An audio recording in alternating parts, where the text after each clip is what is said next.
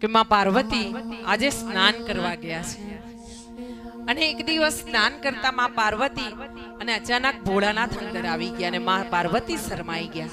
એટલે એમણે વિચાર કર્યો કે મને ભોળાનાથે કીધું તું ને કે તમને એક દીકરો આપીશ.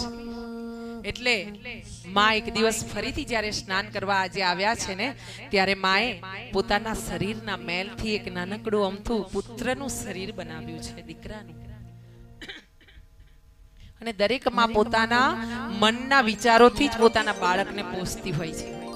જ્યારે ગર્ભમાં બાળક રહે ને ત્યારે માં વિચારતી હોય કે મારું બાળક આવું હશે, ગોરું હશે, વાંકુડિયા વાળવાળું હશે, નાના નાના એના હાથ હશે, એને હું ખોળામાં લઈશ.